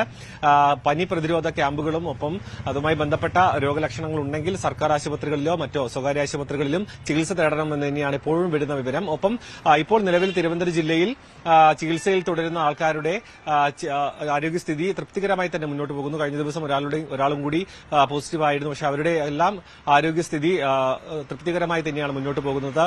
വളരെ പെട്ടെന്ന് തന്നെ രോഗമുക്തി ഉണ്ടാകുമെന്ന് തന്നെയാണ് ഇപ്പോഴും ആരോഗ്യവകുപ്പിന്റെ അല്ലെങ്കിൽ ആരോഗ്യ വിഭാഗത്തിന്റെ ഭാഗത്തുനിന്ന് വരുന്ന വിവരങ്ങൾ. ക്യാമറാമാൻ സന്തോഷിനൊപ്പം സാരംഗ് സുധാകരൻ, ന്യൂസ് 18 തിരുവനന്തപുരം. കൊല്ലത്ത് ഷിഗല്ല സ്ഥിരീകരിച്ചു. 2 കുട്ടികളുടെ ആരോഗ്യനില ഷിഗല്ല സ്ഥിരീകരിച്ച കുട്ടികളുടെ ആരോഗ്യനില തൃപ്തികരമാണ്. പാരിപ്പള്ളി മെഡിക്കൽ കോളേജിലാണ് ഇരുവരുമുള്ളത്. പരവൂർ, പാലത്തറ മേഖലകളിലെ വിദ്യാർത്ഥികളാണ് ഇവർ. രോഗബാധയുടെ പശ്ചാത്തലത്തിൽ പ്രതിരോധ പ്രവർത്തനങ്ങൾ ഊർജിതമാക്കിയതായി DMO അറിയിച്ചു. ഷിഗല്ല മരണം സ്ഥിരീകരിച്ച മലപ്പുറം കീഴാറ്റൂരിൽ പ്രതിരോധ പ്രവർത്തനങ്ങൾ ഊർജിതമാണ്. മരിച്ച രോഗിയുടെ വീട് നിൽക്കുന്ന പ്രദേശം ഇതിനകം 2 തവണ ശുചീകരിച്ചു. രോഗത്തിന്റെ ഉറവിടം കണ്ടെത്താൻ കഴിയാത്തത് ആശങ്കയുയർത്തുന്നു. എങ്കിലും പ്രദേശത്ത് മറ്റാർക്കും രോഗലക്ഷണങ്ങൾ ഉണ്ടായില്ല എന്നത് ആശ്വാസമാണ്. കീഴാറ്റൂർ പഞ്ചായത്തിൽ വ്യാപക കൂട്ട ശുചീകരണ പ്രവർത്തനങ്ങൾ വരും ദിവസങ്ങളിൽ നടക്കും. ചികിത്സാ പിഴവിനെ തുടർന്ന് വിദ്യാർത്ഥിനിയുടെ കൈ മുറിച്ചുമാറ്റിയ സംഭവത്തിൽ പ്രതിമാസ ധനസഹായം മുടങ്ങിയതിൽ പ്രതിഷേധവുമായി കുടുംബം. 4 മാസമായി പഠനച്ചെലവ് ലഭിച്ചില്ല. മാസാമാസം ലഭിക്കേണ്ട ധനസഹായം മുടങ്ങിയെന്ന് വിനോദിനിയുടെ അമ്മ പറയുന്നു. ചികിത്സാ പിഴവ് വരുത്തിയ ഡോക്ടർമാർക്കെതിരെ പോലീസ് നടപടി സ്വീകരിക്കുന്നില്ല എന്നും കുടുംബം ആരോപിച്ചു. മുടക്കം വന്ന സഹായത്തുക തിങ്കളാഴ്ച തന്നെ നൽകുമെന്ന് മന്ത്രി ബിന്ദു കൃഷ്ണ അറിയിച്ചു. ഇതിനായി വനിതാ ശിശുവികസന വകുപ്പ് ഡയറക്ടർക്ക് നിർദ്ദേശം നൽകിയതായി മന്ത്രി പറഞ്ഞു. രാഹുൽ ഗാന്ധിക്ക് പിണറായി വിജയന്റെ മറുപടി. രാഹുൽ മോദിയെ കെട്ടിപ്പിടിക്കുന്നതിൽ പ്രശ്നമില്ലേ എന്ന് പിണറായിയുടെ ചോദ്യം. പലപ്പോഴും BJPയെ സഹായിക്കുന്ന രീതിയിലേക്ക് ഇത്തരം പ്രവൃത്തി എത്തിക്കുന്നു. രാഹുലിന്റെ രീതി ഇന്ത്യ മുന്നണിയെ എങ്ങനെ കാണുന്നുവെന്ന് വ്യക്തമാക്കുന്നതാണെന്നും പിണറായി വിജയൻ പറഞ്ഞു. കെട്ടിപ്പിടിക്കൽ സാധാരണഗതിയിൽ നമ്മുടെ ഇടയിൽ അധികം ഉണ്ടാകാറില്ലല്ലോ. അപൂർവമായിട്ട് ചില ആളുകളെ കെട്ടിപ്പിടിക്കാറുണ്ട്. പക്ഷേ ഞാനും രാഹുൽ ഗാന്ധിയൊക്കെ കാണുമ്പോൾ സാധാരണ ഒന്നുകിൽ പരസ്പരം വണങ്ങും, അല്ലെങ്കിൽ കൈ കൊടുക്കും. കെട്ടിപ്പിടിക്കുക എന്നുള്ളത് സാധാരണ ഉണ്ടാകാറില്ല. പക്ഷേ കെട്ടിപ്പിടിച്ചൊരു ഫോട്ടോ ഇന്ന് കണ്ടു. രാഹുൽ ഗാന്ധി മോദിയെ ചെന്ന് കെട്ടിപ്പിടിക്കുന്ന ഒരു ഫോട്ടോ കാണുകയുണ്ടായി. മോദിയെ കെട്ടിപ്പിടിക്കുന്നതിൽ എനിക്ക് ആക്ഷേപമുള്ളത് കൊണ്ടല്ല, പക്ഷേ ഈ പറഞ്ഞത് മറ്റൊരു തരത്തിലുള്ള ചിത്രീകരണമാണ്. അത് രാഹുൽ ഗാന്ധിയുടെ സംസാര രീതി തന്നെയാണ് കാണിക്കുന്നത്. രാഹുൽ ഗാന്ധി എങ്ങനെ ഇന്ത്യ വേദിയെ കാണുന്നു എന്നുള്ളതാണ്. വളരെ വിശദമായി പറയേണ്ട കാര്യമാണ്. അതിലേക്ക് അത്ര വിശദമായിട്ട് ഞാനിപ്പോൾ പോകുന്നില്ല. പക്ഷേ ഇന്ത്യ വേദി ഇന്ന് എത്തിച്ചേർന്നിട്ടുള്ള ഒരു പ്രത്യേക സ്ഥിതിവിശേഷമുണ്ട്. നവകേരള യാത്രയ്ക്കിടെ മുൻ മുഖ്യമന്ത്രിയുടെ ഗൺമാൻമാർ യൂത്ത് കോൺഗ്രസ് നേതാക്കളെ മർദ്ദിച്ച കേസിൽ ചോദ്യം ചെയ്യൽ ഇന്ന് അവസാനിക്കും. 2 ദിവസത്തെ ചോദ്യം ചെയ്യലിൽ പ്രധാന ചോദ്യങ്ങളോട് പൂർണ്ണ നിസ്സഹകരണമാണ് പ്രതികൾ പുലർത്തുന്നത്. മർദ്ദിക്കാൻ ഉപയോഗിച്ച ലാത്തിക്ക് സമാനമായ ചൂരൽവടി എവിടെ നിന്ന് കിട്ടിയെന്ന ചോദ്യത്തിന് ഇതുവരെ മറുപടി നൽകിയിട്ടില്ല. വകുപ്പ് നൽകിയ ലാത്തിയാണെന്നും യാത്ര സമാപിച്ചപ്പോൾ പോലീസ് ആസ്ഥാനത്ത് തിരികെ ഏൽപ്പിച്ചുവെന്നുമുള്ള മൊഴി പ്രതികൾ ആവർത്തിക്കുമ്പോൾ പൂർണ്ണമായും തള്ളുകയാണ് അത് SIT. മർദ്ദനത്തിനുപയോഗിച്ച ആയുധം ഇതുവരെ കണ്ടെത്താനായിട്ടില്ല എന്ന് അന്വേഷണ ഉദ്യോഗസ്ഥർ പറയുന്നു. മർദ്ദനം നടന്ന ആലപ്പുഴ ജില്ലാ ആശുപത്രി ജംഗ്ഷനിൽ പ്രതികളെ എത്തിച്ച് തെളിവെടുപ്പ് നടത്തും. തുടർന്ന് അറസ്റ്റ് രേഖപ്പെടുത്തി വിട്ടയക്കും. ചോദ്യം ചെയ്യലിലെ നിസ്സഹകരണം കോടതിയെ ധരിപ്പിക്കാനാണ് SITയുടെ തീരുമാനം. മലയിടം തുരുത്ത് ഭൂമി പ്രശ്നത്തിൽ സർക്കാരിനെതിരെ സമരസമിതി. കണ്ണാട്ട് കുടുംബത്തിന് അനുകൂലമായാണ് മന്ത്രിയടക്കമുള്ളവർ നിലപാടെടുക്കുന്നതെന്നാണ് സമരസമിതിയുടെ ആരോപണം. കോടതി അനുവദിച്ച സമയം 16-ന് അവസാനിക്കും. അതുവരെ പ്രശ്നത്തിന് പരിഹാരം കാണാതെ പോലീസിനെ ഉപയോഗിച്ച് ഇറക്കി വിടാനാണ് നീക്കം നടക്കുന്നതെന്നും സമരസമിതി ആരോപിക്കുന്നു. അതേസമയം കോടതി നിർദ്ദേശിച്ച സമയത്തിന് മുൻപ് പ്രശ്നപരിഹാരം ഉണ്ടാകുമെന്നും വൈകാരിക പ്രതികരണങ്ങൾ ഉണ്ടാകുന്നത് സ്വാഭാവികമെന്നും മന്ത്രി റോജി എം ജോൺ പ്രതികരിച്ചു. പാരിയത്തുകാവിൽ കഴിഞ്ഞ ദിവസം നടന്ന ചർച്ച അത് അപ്രതീക്ഷിതമായാണ് മാറ്റിവെച്ചതെന്നാണ് ഒരു ആരോപണമായിട്ട് ഉയരുന്നത്. ഇപ്പോൾ സമരസമിതിയാണ് ഇതുമായി ബന്ധപ്പെട്ടുകൊണ്ട് ഈ സർക്കാർ നടത്തുന്ന ശ്രമങ്ങൾ അത് ഏകപക്ഷീയമാണെന്ന ഒരു ആക്ഷേപം ഉയർത്തിക്കൊണ്ടുവരുന്നത്. അവിടെ 16-ാം തീയതി, ഈ മാസം 16-ാം തീയതിയാണ് കോടതി നിശ്ചയിച്ച സമയം. പക്ഷേ ഇപ്പോൾ നടത്തുന്ന ഈ ചർച്ചകൾ എന്ന് പറയുന്നത് മന്ത്രി റോജി എം ജോണിന്റെ അധ്യക്ഷതയിൽ ചർച്ചകൾ നടത്തുന്നു. അത് ഏകപക്ഷീയമായിട്ടാണ് അത് മുന്നോട്ട് പോകുന്നത്. അത് ഭൂ ഉടമകൾക്ക് അനുകൂലമായ നിലപാടാണ് അതിൽ ഉണ്ടാകുന്നത് എന്നതൊരു ആരോപണമാണ് ഈ സമരസമിതി ഭാരവാഹികൾ ഉന്നയിക്കുന്നത്. ഇത് ഏകപക്ഷീയമായി തങ്ങളെ ആരും കുടിയിറക്കാനായിട്ട് അവിടെ നിന്ന് അനുവദിക്കില്ല. അതിനെതിരെ ശക്തമായ പ്രതിഷേധങ്ങൾ ഉണ്ടാകും. ഇപ്പോൾ നടത്തുന്ന ഈ ചർച്ചകൾ അത് തികച്ചും ഏകപക്ഷീയമാണ് എന്ന രീതിയിലാണ് സമരസമിതിയുടെ ഒരു നിലപാട്. ഇതിന്റെ ഉടമ എന്ന് പറയുന്ന ശങ്കരൻ നായരുടെ താല്പര്യത്തിനും അല്ലെങ്കിൽ അവരുടെ കുടുംബാംഗങ്ങളുടെ താല്പര്യത്തിനും വേണ്ടി മന്ത്രിയും അതുപോലെ ഉന്നത ഉദ്യോഗസ്ഥന്മാരുൾപ്പെടെയുള്ള ആളുകൾ മാറിയിട്ടുണ്ടോ എന്ന സംശയമാണ്. അതുകൊണ്ടായിരിക്കാം ചർച്ച മാറ്റിവെച്ചതെന്ന് സംശയമാണ് കേട്ടോ. അതുകൊണ്ട് ഈ പ്രശ്നത്തിന് പരിഹാരം ഉണ്ടാക്കാൻ വേണ്ടി മന്ത്രിയും കളക്ടർ ഉൾപ്പെടെയുള്ള ഉന്നത ഉദ്യോഗസ്ഥന്മാർ വെച്ചിട്ടുള്ള നിർദ്ദേശങ്ങളെ ഉന്നതിയിലുള്ള ആളുകൾ അത് അംഗീകരിക്കാൻ എല്ലാ കാര്യങ്ങളല്ല ചർച്ചയോടുകൂടി ചില ഭേദഗതിയോടുകൂടി അംഗീകരിക്കുന്നതിന് തയ്യാറാണ്. പക്ഷേ ഇപ്പോൾ ഏകപക്ഷീയമായി അവർ ഈ കാര്യത്തിനകത്തൊരു തീരുമാനമെടുത്തിട്ടുണ്ട്. അതിൻ്റെ ഭാഗമായി എന്നാണ് അറിയുന്നത്. അതിൻ്റെ ഭാഗമായി ചർച്ച നടന്നിട്ടില്ല. എന്നാൽ മന്ത്രി റോജി എം ജോൺ ഈ ആരോപണങ്ങളെ തള്ളുകയാണ്. അദ്ദേഹം പറയുന്നത് രണ്ട് കൂട്ടരും വിട്ടുവീഴ്ചകളിലേക്ക് തയ്യാറാകണം, ചില വ്യവസ്ഥകൾ മുന്നോട്ട് വെച്ചിട്ടുണ്ട്, അതിനെക്കുറിച്ച് ആലോചിച്ച് തീരുമാനമെടുക്കാനാണ് ഇരുവിഭാഗത്തോടും പറഞ്ഞിരിക്കുന്നത്. അതുകൊണ്ടാണ് കഴിഞ്ഞ ദിവസം ഈ ചർച്ച നീട്ടിവെക്കുകയും ചെയ്തത്. വരും ദിവസങ്ങളിൽ ചർച്ചകൾ തുടരുകയും ചെയ്യും. കോടതി പറഞ്ഞ സമയം ഈ മാസം 16 അതിനു മുൻപ് ഈ പ്രശ്നങ്ങൾ അവസാനിപ്പിക്കാൻ വേണ്ടിയാണ് ശ്രമിക്കുന്നത്.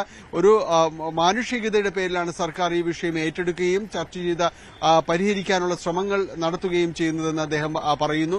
വൈകാരികമായ പ്രതികരണങ്ങൾ ഉണ്ടാകും, അത് സ്വാഭാവികമാണ്. പക്ഷെ അതിനുമപ്പുറം നല്ല തീരുമാനങ്ങളിലേക്ക് ഇത് എത്തുമെന്ന പ്രതീക്ഷയാണ് മന്ത്രി റോജി എം ജോൺ പങ്കുവയ്ക്കുന്നത്. 16 തീയതി വരെയാണ് കോടതി സമയം നൽകിയിരിക്കുന്നത്. അതിനുള്ളിൽ ഇത് പരിഹരിക്കാൻ വേണ്ടിയിട്ടുള്ള ശ്രമമാണ് സർക്കാർ നടത്തിക്കൊണ്ടിരിക്കുന്നത്. സ്വാഭാവികമായിട്ട് നമ്മൾ ചർച്ച കഴിഞ്ഞെന്നോ അല്ലെങ്കിൽ നമ്മൾ ചർച്ച അവസാനിപ്പിച്ചു എന്നോ പറഞ്ഞിട്ടില്ലല്ലോ. നമ്മളിത് ചർച്ച ചെയ്ത് അവസാനിപ്പിക്കണം, അല്ലെങ്കിൽ ചർച്ച ചെയ്ത് ആർക്കും ദോഷം കൂടാതെ, അല്ലെങ്കിൽ രണ്ടു തരത്തിലാണല്ലോ, രണ്ടു വിഭാഗങ്ങൾക്കും ദോഷം വരരുത്, രണ്ടു വിഭാഗങ്ങൾക്കും സ്വീകാര്യമായിട്ടുള്ള ഒരു ഫോർമുല ആയിരിക്കണം. അങ്ങനെ ഒരു ഫോർമുലയിലേക്ക് എത്തിക്കാൻ വേണ്ടിയിട്ടുള്ള ശ്രമമാണ് നമ്മൾ നടത്തിക്കൊണ്ടിരിക്കുന്നത്. എന്തായാലും ഈ വിഷയത്തിൽ ചർച്ചകൾ തുടരുകയാണ്. പുതിയ ചർച്ചയുടെ തീയതി ഇപ്പോൾ പ്രഖ്യാപിച്ചിട്ടില്ല. രണ്ടു കൂട്ടരോടും തീരുമാനമെടുക്കാൻ ആവശ്യപ്പെട്ടിട്ടുണ്ട്. അതനുസരിച്ച് ഇനി വരുന്ന സമയത്ത് തന്നെ ആ തീരുമാനം അംഗീകരിച്ച് ഈ പ്രശ്നങ്ങൾ പരിഹരിക്കപ്പെടും എന്നൊരു പ്രതീക്ഷയാണ് പൊതുവിൽ നിലനിൽക്കുന്നത്. ഏതാണ്ട് 8ഓളം വീടുകളാണ് അവിടെ നിന്ന് ഈ കുടി ഒഴിപ്പിക്കപ്പെടേണ്ട രീതിയിലേക്ക് വരുന്നത്. അവർക്ക് പുനരധിവാസം നൽകുക, അവിടെ സർക്കാർ വീട് വെച്ച് കൊടുക്കുന്ന ആ ഒരു സമയത്ത് വരെയും അവർക്ക് വാടക വീടുകൾ ലഭ്യമാക്കണമോ അതോ ഇപ്പോൾ താമസിക്കുന്നിടത്ത് തുടരാൻ അനുവദിക്കണമോ എന്നതിലടക്കമുള്ള കാര്യങ്ങളിൽ തീരുമാനമെടുക്കേണ്ടതുണ്ട്. ഏതായാലും അത്തരം ചർച്ചകൾ മുന്നോട്ട് പോവുകയാണ്. ഇപ്പോൾ വന്നിരിക്കുന്ന സമരസമിതിയുടെ പ്രഖ്യാപനം അത് വൈകാരികമായി സർക്കാർ തലത്തിൽ കാണുന്നു. ഏതായാലും വൈകാതെ ഈ വിഷയങ്ങൾക്ക് തീരുമാനമുണ്ടാകുമെന്ന പ്രതീക്ഷയാണ് പൊതുവിലും നിലനിൽക്കുന്നത്. അസമിൽ വ്യോമസേനാ വിമാനം തകർന്നു വീണു. 2 പൈലറ്റുമാർ മരിച്ചു. പരിശീലന പറക്കലിന് ശേഷമുള്ള ലാൻഡിംഗിനിടെയാണ് അപകടമുണ്ടായത്. AN-32 സുഖോയ് വിമാനമാണ് തകർന്നത്. ജോഹട്ട് വ്യോമത്താവളത്തിന് സമീപമാണ് അപകടമുണ്ടായത്. TG സജിത്ത് വാർത്തയുടെ വിശദാംശങ്ങളുമായി ചേരുന്നു. സജിത്ത്, ദുഃഖകരമായ വാർത്തയാണ് വരുന്നത്. 2 പൈലറ്റുമാരുടെ മരണം സ്ഥിരീകരിച്ചിരിക്കുന്നു. എത്ര പേർ ഉണ്ടായിരുന്നു എന്നതാണ് മനസ്സിലാക്കുന്നത്. മറ്റ് ലഭ്യമാകുന്ന വിശദാംശങ്ങൾ എന്തൊക്കെയാണ്? ഇതിൽ അന്വേഷണം പ്രഖ്യാപിച്ചു കഴിഞ്ഞു വ്യോമസേന. കാരണം എന്തുകൊണ്ട് എങ്ങനെ അപകടമുണ്ടായി എന്നതാണ് പരിശോധിക്കപ്പെടുന്ന പ്രധാനപ്പെട്ട കാര്യം. 2 പൈലറ്റുമാരാണ് ഉണ്ടായിരുന്നത്. 2 പേരുടെയും മരണം സ്ഥിരീകരിക്കുന്നു. പരിശീലനത്തിനിടെയാണ് അപകടമുണ്ടാകുന്നത്. ജോർഘട്ട് ഏറ്റവും തന്ത്രപ്രധാനമായ ഒരു നോർത്ത് ഈസ്റ്റിലെ സ്റ്റേഷനും കൂടിയാണ്. അവിടെയാണ് ഈ അപകടമുണ്ടായിരിക്കുന്നത്. മറ്റ് വിശദാംശങ്ങൾ ഇതുവരെയും വ്യോമസേന പുറത്തുവിട്ടിട്ടില്ല. പരിസരവാസികൾ അപകടം സംബന്ധിച്ച ചില കാര്യങ്ങൾ കൂടി പങ്കുവെക്കുന്നത് പൊടുന്നനെ ലാൻഡിങ്ങിനിടയിൽ ഉണ്ടായ അപകടമെന്നതാണ്. ഒപ്പം തന്നെ ആ പ്രദേശത്ത് നിന്നും വലിയ രീതിയിൽ പുകപടലങ്ങളൊക്കെ ഉയരുന്ന ദൃശ്യങ്ങളടക്കം പുറത്തു വരികയും ചെയ്തിട്ടുണ്ട്. എന്തായാലും വ്യോമസേന അന്വേഷണം പ്രഖ്യാപിച്ചു. എന്താ സാങ്കേതിക തകരാറാണോ മറ്റ് കാരണങ്ങളാണോ എന്നത് സംബന്ധിച്ച് അന്വേഷണം തുടരുകയാണ്. TG സജിത്താണ് വിവരങ്ങൾ നൽകിയത്. അന്വേഷണം പ്രഖ്യാപിച്ചിരിക്കുന്നു. പശ്ചിമബംഗാളിൽ മമതാ ബാനർജി ക്യാമ്പിനെ ഞെട്ടിച്ച് പോലീസ് ED സംയുക്ത നീക്കം. തെരഞ്ഞെടുപ്പ് തോൽവിക്ക് പിന്നാലെ മമതയ്ക്കൊപ്പം നിൽക്കുന്ന നേതാക്കൾക്കെതിരെ വിവിധ കേസുകളിൽ അന്വേഷണം നടക്കുകയാണ്. സംസ്ഥാന പോലീസിനെയും EDയെയും കളത്തിലിറക്കിക്കൊണ്ടാണ് BJP സർക്കാരിന്റെ നീക്കം. സാൽബോണ്ടി ഭൂമി അഴിമതി കേസുമായി ബന്ധപ്പെട്ട് പുലർച്ചെ 2 മണിയോടെ അഭിഷേക് ബാനർജിയുടെ വസതിയിൽ പോലീസ് പരിശോധന നടത്തി. അഭിഷേകിന്റെ കാളിഘട്ടിലെ വീട്ടിലാണ് പരിശോധന നടന്നത്. അഭിഷേക് ബാനർജിയുടെ പേഴ്സണൽ അസിസ്റ്റന്റ് സുമിത് റോയിയെ ലക്ഷ്യമിട്ടായിരുന്നു പോലീസിന്റെ നീക്കം. പൂട്ടുകൾ തകർത്താണ് പോലീസ് വീടിനകത്ത് കയറിയത്. മുനിസിപ്പൽ നിയമന അഴിമതി കേസുമായി ബന്ധപ്പെട്ട് തൃണമൂൽ നേതാവും MLAയുമായ മദൻ മിത്രയുടെ വീട്ടിലും ED റെയ്ഡുണ്ട്. BJPയും കേന്ദ്ര ഏജൻസികളും നടത്തുന്ന രാഷ്ട്രീയ പകപോക്കലാണിത് എന്ന് തൃണമൂൽ കോൺഗ്രസ് ആരോപിച്ചു. G7 ഉച്ചകോടിയിലും ഇന്ത്യയുടെ സ്റ്റാർട്ടപ്പ് സവിശേഷത പ്രദർശിപ്പിക്കുന്ന ഭാരത് ഇന്നോവേറ്റേഴ്സിലും പങ്കെടുക്കാനായി പ്രധാനമന്ത്രി നരേന്ദ്രമോദി ഫ്രാൻസിലേക്ക് തിരിച്ചു. നാളെ ഫ്രഞ്ച് പ്രസിഡന്റ് ഇമ്മാനുവൽ മാക്രോണുമായി കൂടിക്കാഴ്ച നടത്തും. ഇരു രാജ്യങ്ങളും തമ്മിൽ വിവിധ വിഷയങ്ങളിൽ നയതന്ത്ര ചർച്ചകൾ നടക്കും. അമേരിക്ക-ഇറാൻ സമാധാന കരാർ ചർച്ചകൾ അന്തിമഘട്ടത്തിൽ. കരാറിന്റെ അന്തിമ രൂപം തയ്യാറായതായി പാക് പ്രധാനമന്ത്രി ഷഹ്ബാസ് ഷെരീഫ് അറിയിച്ചു. വരും ദിവസങ്ങളിൽ ഇരുപക്ഷവും കരാറിൽ ഒപ്പുവെക്കുമെന്നതാണ് സൂചന. ഇറാൻ തങ്ങളുടെ ആണവ പദ്ധതികൾ നിർത്തിവെക്കുന്നതിന് പകരമായി അമേരിക്ക മരവിപ്പിച്ചു നിർത്തിയിരിക്കുന്ന $24 ബില്യൺ ഇറാനിയൻ ആസ്തികൾ വിട്ടുകൊടുക്കാൻ അമേരിക്കൻ പ്രസിഡന്റ് ഡൊണാൾഡ് ട്രംപ് തത്വത്തിൽ സമ്മതിച്ചതായാണ് റിപ്പോർട്ട്. സമാധാന ചർച്ചകൾ പുരോഗമിക്കുമ്പോഴും ഇറാൻ മാധ്യമങ്ങൾ പുറത്തുവിടുന്ന കരാർ വ്യവസ്ഥകൾ തെറ്റാണെന്ന് ട്രംപ് ആരോപിച്ചിട്ടുണ്ട്. യുറേനിയം സമ്പുഷ്ടീകരണവുമായി ബന്ധപ്പെട്ട തർക്കങ്ങൾ ഇപ്പോഴും നിലനിൽക്കുന്നു. നയതന്ത്ര ചർച്ചകൾ ഒരു വശത്ത് നടക്കുമ്പോഴും ഹോർമുസ് കടലിടുക്കിലേക്ക് നീങ്ങിയ ഇറാന്റെ നിരവധി ആക്രമണ ഡ്രോണുകളെ അമേരിക്കൻ സൈന്യം വെടിവെച്ചിട്ടു. ഇലോൺ മസ്കിന്റെ ആസ്തി 1 ലക്ഷം കോടി കടന്നു. ട്രില്യൺ ക്ലബിൽ കയറുന്ന ലോകത്തിലെ ഏറ്റവും സമ്പന്നൻ എന്ന നേട്ടവും ഇലോൺ മസ്കിന് സ്വന്തമായി. ട്രില്യണിയർ നേട്ടത്തിലേക്കുള്ള കുതിപ്പിൽ ഇലോൺ മസ്കിന് നിർണായകമായത് സ്പേസ് എക്സ് IPO ആണ്. സ്വിറ്റ്സർലൻഡിലെ GDPക്ക് തുല്യമാണ് ഇപ്പോൾ ഇലോൺ മസ്കിന്റെ ആസ്തി.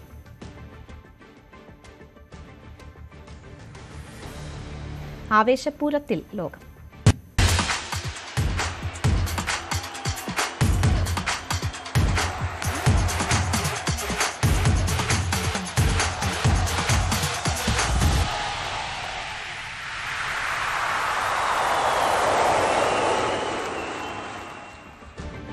കഴിഞ്ഞ ഫിഫ ലോകകപ്പിന്റെ ആതിഥേയരായ ഖത്തറിന്റെ ആദ്യ പോരാട്ടം ഇന്ന് രാത്രി 12:30. സ്വിറ്റ്സർലൻഡാണ് എതിരാളികൾ. കണ്ണൂരുകാരൻ തഹ്സീൻ മുഹമ്മദ് ജംഷീദിന് അവസരം കിട്ടുമോ എന്ന കാത്തിരിപ്പിലാണ് മലയാളികൾ. നാളെയാണ് ബ്രസീൽ ലോകകപ്പ് പോരാട്ടങ്ങൾക്ക് തുടക്കമിടുന്നത്. കഴിഞ്ഞ ലോകകപ്പിൽ ലൂസേഴ്സ് ഫൈനൽ വരെ എത്തിയ മൊറോക്കോ ആണ് എതിരാളികൾ. ന്യൂയോർക്കിലെ ന്യൂ ജേഴ്സി സ്റ്റേഡിയത്തിൽ ഇന്ത്യൻ സമയം പുലർച്ചെ 3:30 പോരാട്ടം. ഫിഫ ലോകകപ്പ് ഫുട്ബോൾ കളിക്കുന്ന ആദ്യ മലയാളി എന്ന ചരിത്ര നേട്ടം തഹ്സീൻ മുഹമ്മദ് ജംഷീദ് സ്വന്തമാക്കുന്നതും കാത്തിരിക്കുകയാണ് തഹ്സീന്റെ നാടും വീടും. 26 അംഗ ഖത്തർ ടീമിൽ ഇടം പിടിച്ച തഹ്സീന് ആദ്യ മത്സരത്തിൽ തന്നെ അവസരം കിട്ടുമെന്നാണ് ഇവരുടെ പ്രതീക്ഷ. ലോകകപ്പ് യോഗ്യതാ റൗണ്ടിൽ അഫ്ഗാനിസ്ഥാനെതിരെയായിരുന്നു തഹ്സീന്റെ രാജ്യാന്തര അരങ്ങേറ്റം. തഹ്സീന്റെ ബന്ധുക്കളും നാട്ടുകാരും ന്യൂസ് 18 ചേരുന്നു. വളരെ ആകാംക്ഷയിലാണ്, വളരെ പ്രതീക്ഷയിലുമാണ്. നമ്മളെല്ലാവരും പ്രാർത്ഥനയിലുമാണ് അവനിക്ക് വേണ്ടിയിട്ട്. അവനെ ഇറങ്ങിയിട്ടൊരു ഗോളടിക്കട്ടെ എന്ന് ആശംസിക്കുന്നു. നാട്ടിൽ വലിയൊരു LED സ്ക്രീൻ വെച്ചിട്ട് ഒരു വലിയ കളി കാണാനുള്ള സൗകര്യം ഒരുക്കിയിട്ടുണ്ട്. പിന്നെ പലവിധ പരിപാടികളുണ്ട്. ഇത് വളരെ ഒരു സന്തോഷം നൽകിയ ഒരു കാര്യമാണ്. ഒരു നാട് മൊത്തം ഈ ഒരു ആഘോഷം ഏറ്റെടുത്തിരിക്കുകയാണ്. അപ്പം സാധാരണ രീതിയിൽ പോലീസുകാർ ഇതൊക്കെ ദൂരെ നിന്ന് കണ്ട് പോകുന്നതാണ്. പക്ഷേ യഥാർത്ഥത്തിൽ പോലീസ് ഇവരെ കൂടെ കൂടിയിട്ടുള്ള ഒരാഘോഷമാണ്. ഇതൊരു അഭിമാനമാണ്. കാരണം നമ്മുടെ ഇന്ത്യക്കാരൻ ലോകകപ്പ് കളിക്കുക എന്ന് പറയുന്നത് ഖത്തറിന് വേണ്ടിയിട്ടാണെങ്കിൽ പോലും നമുക്ക് അഭിമാനം നൽകുന്നതാണ്. അത് ഞങ്ങളെ വളവട്ടം പോലീസ് സ്റ്റേഷൻ്റെ പരിധിയിലുള്ള തൊട്ടടുത്തുള്ള ഒരു കുട്ടി കൂടി ആകുമ്പോൾ സന്തോഷം ഇരട്ടിക്കുകയാണ്. നമ്മൾ ദേശമല്ല മൊത്തം ഇന്ത്യ ഒട്ടുക്കൊരു ആവേശത്തിലാണ്. കാരണം വെച്ചാൽ അവൻ ഉമ്മ പറഞ്ഞ് കേട്ട സ്ഥിതിക്കല്ലേ ഇത്തിരി പമ്പേഴ്സ് വെച്ച് ടോയ്ലറ്റ് പോകുമ്പോൾ ബോളുണ്ടാന്ന് പറയാം കുട്ടീൻ്റെ കയ്യിൽ. അത്തിരി ഫുട്ബോളായിട്ട് ഹൃദയത്തോട് ചേർത്തൊരു മോനാണ്. നമുക്ക് അഭിമാനമാണ്. അവൻ ലീവിന് വന്നു വെച്ചാൽ ചെറുതായി ഗ്രൗണ്ടിൽ കളിക്കാറുണ്ട്. നമ്മൾ കണ്ടിട്ടില്ല, കൂടെ കളിച്ച സഹോദരന്മാരുണ്ട്, സ്നേഹിതന്മാരുണ്ട്. പക്ഷെ ഒരു അഭിമാനമാണ് നമുക്കും ഇന്ത്യക്കും. വളവട്ടത്തിൻ്റെ നമുക്ക് കിട്ടിയ ഒരു ഭാഗ്യമുള്ളൊരു മുത്ത് തന്നെയാണ്. പിന്നെ വളവട്ടം എന്ന് പറഞ്ഞു കഴിഞ്ഞാൽ എല്ലാവർക്കും അറിയാം, സെവൻസ് ഫുട്ബോളിൽ ഒരു മക്ക എന്നറിയപ്പെടുന്ന ഒരു ഈറ്റില്ലം വളവട്ടത്ത് വളരെ നമ്മൾ ആഘോഷ പരിപാടിയെല്ലാം വളരെ ഗംഭീരമായിട്ട് നടന്നു. അതുപോലെ തന്നെ ഇപ്പോൾ ബിഗ് സ്ക്രീന് അത് 16:8 അതൊരു വലിയ ഓഡിറ്റോറിയത്തിൽ അതിൻ്റെ സെറ്റപ്പെല്ലാം ആക്കിയിട്ടുണ്ട്. അത് എല്ലാവരും നല്ലൊരു ആവശ്യത്തിലാണ്. ഓക്കെ, എല്ലാവരും നല്ല സന്തോഷത്തിൽ തന്നെയാണെന്നുള്ളത്. വീട്ടുകാരും നാട്ടുകാരും എല്ലാവരും ഒരുപോലെ സന്തോഷിക്കുന്ന ഒരു അവസരമാണ്. ഞങ്ങളെല്ലാവരും ഒരു ഗോളടിക്കാൻ വേണ്ടിയിട്ട് വളരെ പ്രാർത്ഥനയിലാണുള്ളത്. സന്തോഷം. അത് നമ്മുടെ ആവേശം, നാട്ടുകാരുടെ ആവേശം പറഞ്ഞറിയിക്കാണ്ട് പറ്റില്ല. അത്രയ്ക്ക് ആവേശത്തിലാണ് നമ്മുടെ നാട്ടുകാരുള്ളത്. പ്രത്യേകിച്ച് നമ്മൾ ഈ കൊച്ചു പ്രദേശത്ത് ഇവിടെ വേറെ എന്ന് വെച്ചാൽ ഇവിടെ ഏറ്റവും കൂടുതൽ ശരിക്കും കേരളത്തിൽ ഏറ്റവും കൂടുതൽ ക്ലബ് തന്നെ ഉള്ളത് നമ്മളെ വളവണ്ണത്താണ്. അപ്പോൾ ഇങ്ങനെയുള്ളൊരു ഒരാളവിടെ എത്തലെന്ന് പറഞ്ഞാൽ തന്നെ വലിയൊരു സന്തോഷമുള്ള കാര്യമാണ്. ബ്രസീൽ ആദ്യ മത്സരത്തിനിറങ്ങുമ്പോൾ ആരാധക പ്രതീക്ഷ വാനോളമാണ്. ന്യൂജേഴ്സിയിൽ പുലർച്ചെ 3:30 കിക്ക് ഓഫ് ആവുന്നത് ഗ്രൂപ്പ് സിയിലെ ഗ്ലാമർ പോരിനാണ്. അടുത്ത ആഴ്ചയോടെ മാത്രമേ നെയ്മർ കായികക്ഷമത വീണ്ടെടുക്കൂ എന്നാണ് കോച്ച് അഞ്ചലോട്ടി വ്യക്തമാക്കിയത്. പഴയ പ്രതാപമില്ല എന്നത് ശരി തന്നെ. എന്നിരുന്നാലും ഫുട്ബോളിൽ ബ്രസീലിനോളം പെരുമ മറ്റാർക്കും അവകാശപ്പെടാനില്ല. ഭയപ്പെടുത്തുന്ന മഞ്ഞ കൊടുങ്കാറ്റായി മാറാൻ ഒരു വിസിൽ മുഴക്കം മതി. അതാണ് ബ്രസീൽ എന്ന മാന്ത്രിക സംഘത്തിന്റെ ചന്തവും. 2 വ്യാഴവട്ടത്തിലെ കിരീട വരൾച്ചയ്ക്കാണ് ഇക്കുറി അറുതി വരുത്തേണ്ടത്. നെയ്മർ കളിക്കാൻ സാധ്യതയില്ല എന്നത് ആരാധകർക്ക് സങ്കടമാണ്. പക്ഷേ ബ്രസീലിയൻ ടീമിന് അത്ര ആശങ്കയില്ല എന്നതാണ് വാസ്തവം. സൂപ്പർ പരിശീലകൻ കാർലോ ആഞ്ചലോട്ടിയുടെ തന്ത്രങ്ങൾ തന്നെയാകും കാനറി പറവകളുടെ ഹൈലൈറ്റ്. ചാമ്പ്യൻസ് ലീഗും ലോകകപ്പ് നേടുന്ന 3ാമത്തെ കോച്ചാകാനുള്ള ശ്രമത്തിലാണ് ഇറ്റാലിയൻ പരിശീലകൻ. പലപ്പോഴും പതറി, ചിലപ്പോഴൊക്കെ ഉണർന്ന് ലോകവേദിയിലേക്ക് ടിക്കറ്റ് എടുത്ത ബ്രസീലിന് ഇനി മുന്നും പിന്നും നോക്കാനില്ല. I think we can compete and we have a possibility to compete to win. Of course, yes, we can compete and we are ready to compete. So to win, we are a little detail sometimes in football, but I think the feeling today is we have a good feeling about this World Cup, not only about this first game because it's only the first game of this competition. പതിവ് പോലെ കടലാസിൽ കനം കൂടുതലാണ് team ലൈനപ്പിന്. Goal പോസ്റ്റിൽ Alison Backer മുതൽ മുന്നേറ്റത്തിൽ Vinicius ജൂനിയറും തിയാഗോയും വരെ നീളുന്ന താരനിര. റഫീഞ്ഞോയുടെ ഫോമാണ് പ്ലസ് പോയിന്റ്. ചങ്കിടിപ്പ് കൂട്ടുന്നത് എതിരാളികളുടെ ആത്മവിശ്വാസമാണ്. ഖത്തറിൽ കറുത്ത കുതിരകളായി പാഞ്ഞ മൊറോക്കോ ഊർജം കൂട്ടിയിട്ടേയുള്ളൂ. ആവേശവും കളിമികവും 2 പടി കൂടി ഉയർന്നു. Achraf Hakimi, Brahim Diaz, Ayoub El Kaabi, Ismail Saibari ലോക ഫുട്ബോളിൽ ആരെയും കൂസാത്തവരാണ് നിരയിൽ. 2ാം തവണയാണ് ലോകകപ്പിൽ ബ്രസീലും മൊറോക്കോയും ഏറ്റുമുട്ടുന്നത്. 98-ൽ ബ്രസീൽ 3-0 ജയിച്ചു. എന്നാൽ 3 വർഷം മുമ്പ് സൗഹൃദ പോരിൽ മൊറോക്കോയ്ക്കായിരുന്നു ജയം. ബ്രസീലിനായി ആർത്തു വിളിക്കുന്ന മലയാളി ആരാധകർക്ക് ഉറങ്ങാനാവില്ല ഈ രാത്രി. പുലർച്ചെ 3:30 വിസിൽ മുഴങ്ങുമ്പോൾ ശ്വാസം നിലയ്ക്കും തീർച്ച. World cup desk, news 18. ലോകകപ്പ് വേദികളെ കാർണിവലുകളായി മാറ്റുന്നത് എന്നും ബ്രസീൽ ആരാധകരാണ്. മഞ്ഞയും പച്ചയും കലർന്ന ജേഴ്സിയിൽ കൂട്ടമായി അവർ എത്തുന്നതോടെ സ്റ്റേഡിയങ്ങളും പരിസരങ്ങളും ഉത്സവാന്തരീക്ഷത്തിലാകും. താളവാദ്യങ്ങളുടെ അകമ്പടിയോടെയാണ് ഓരോ വേദികളിലേക്കും ആരാധകരുടെ യാത്ര.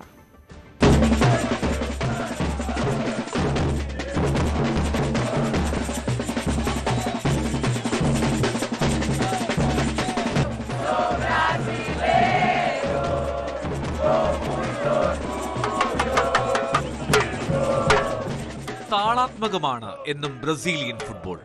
സാംബയും ബോസനോവയും അകമ്പടി പേറുന്ന വശ്യതയിൽ നൃത്തം ചവിട്ടി മുന്നേറുന്ന കളിക്കാർ.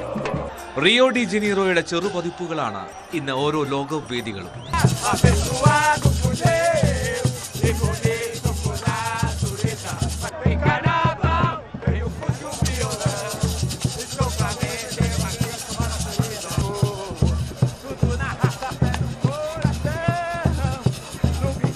കാർണിവലുകൾ ബ്രസീലുകാർക്ക് സംസ്കാരത്തിന്റെ ഭാഗമാണ്.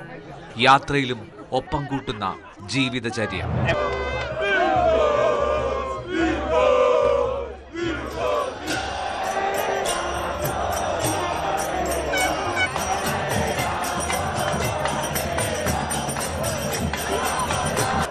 പച്ചയും കാനറി മഞ്ഞയും നിറത്തിൽ അമേരിക്കൻ നിരത്തുകളെ കാർണിവൽ വേദികളാക്കുകയാണ് ഇപ്പോൾ ബ്രസീൽ ആരാധകർ. ആയിരങ്ങളാണ് അയൽ ഭൂഖണ്ഡത്തിലേക്ക് ടീമിന് പിന്തുണ നൽകാനായി എത്തിയിരിക്കുന്നത്. I'm so glad to be here, to be honest. I'm really glad to be here. It's an amazing experience. It's not every day that we see many Brazilians in one place, like around the world. So I'm really happy to be here. I'm glad that my country, to represent my country here. And let's go Brazil. Let's go Brazil. Football ലോകകപ്പ് അതെവിടെയാണെങ്കിലും Brazil ആരാധകരില്ലാതെ എന്താഘോഷം. അവരല്ലേ football ആരവത്തിന് താളം പിടിക്കുന്നതും ചുവടുവെപ്പിക്കുന്നതും. World cup desk, news 18. ലോകകപ്പിൽ പങ്കെടുക്കുന്നതിനായി Cristiano റൊണാൾഡോയും Portugal ടീമും അമേരിക്കയിലെത്തി. ഫ്ലോറിഡയിലെ palm beach അന്താരാഷ്ട്ര വിമാനത്താവളത്തിലാണ് ഇവർ പറന്നിറങ്ങിയത്. ഗ്രൂപ്പ് കെ മത്സരത്തിൽ ബുധനാഴ്ച ഹൂസ്റ്റണിലാണ് പോർച്ചുഗലിന്റെ ആദ്യ മത്സരം. ഡെമോക്രാറ്റിക് റിപ്പബ്ലിക് ഓഫ് കോങ്കോയാണ് എതിരാളികൾ. 6 ദിവസത്തിന് ശേഷം അതേ സ്റ്റേഡിയത്തിൽ ഉസ്ബെക്കിസ്ഥാനെയും നേരിടും. ജൂൺ 27-ന് മിയാമിയിലാണ് കൊളംബിയയുമായുള്ള മത്സരം. സൂപ്പർ താരം റൊണാൾഡോയ്ക്ക് ഇത് 6ാം ലോകകപ്പാണ്.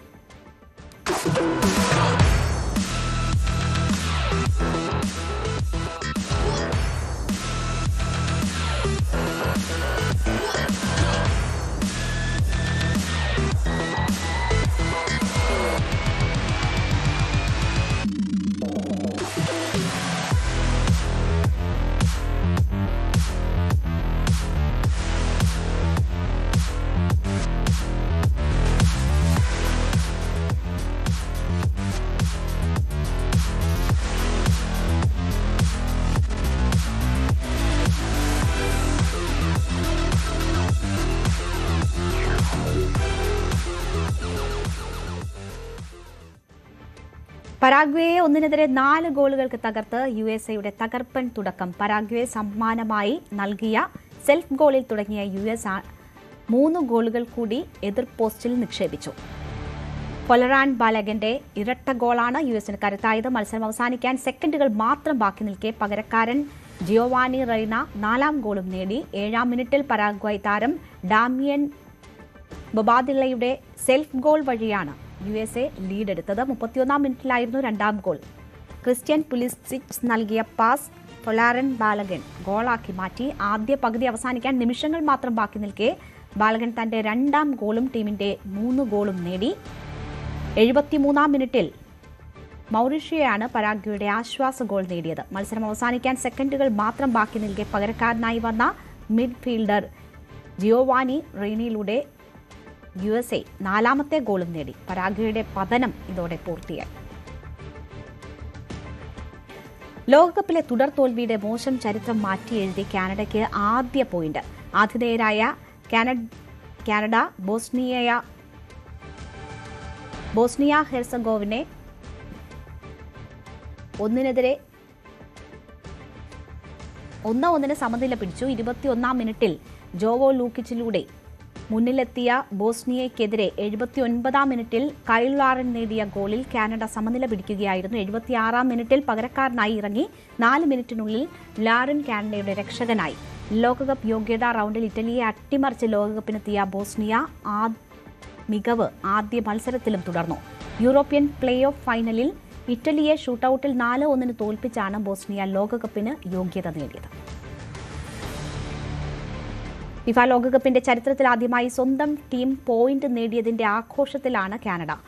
ബോസ്നിയയുമായുള്ള മത്സരം സമനിലയിൽ പിരിഞ്ഞതോടെയാണ് ലോകകപ്പ് ചരിത്രത്തിൽ തോൽവി മാത്രം സ്വന്തമായുണ്ടായിരുന്ന കാനഡ ആദ്യമായി പോയിന്റ് നേടിയത്.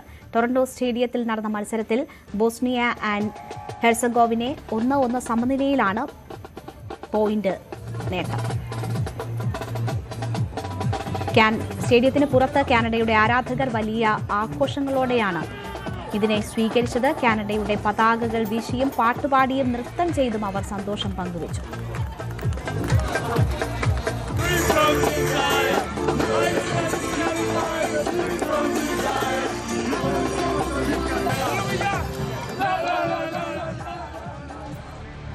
But we got the job done. Hey, first point in history. We should have won, but you know what? We'll take the 1 point. First point in history. It's probably one of the best days of my life. Just got to keep swimming, fellas. Game was amazing. I'm so happy to be here. Go Canada, go. I wouldn't miss it for the world. As soon as I heard the World Cup was here, I had to get this ticket. Had to be here. We got here at 9 in the morning, and we've been going ever since. I'm very happy to be here. For me, it's okay.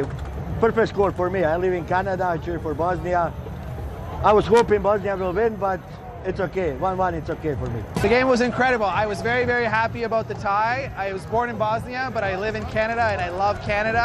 So I'm happy with the 1-1 result. And we had a blast. The energy was absolutely electric. Both goals were awesome. We had a really good time. But yeah, I was very impressed with Canada. You know, I didn't expect them to play so well and so fluent. I'm used to playing, watching Premier League, and used to high quality football, but they played magnificent. So I think good chance they're going to go through.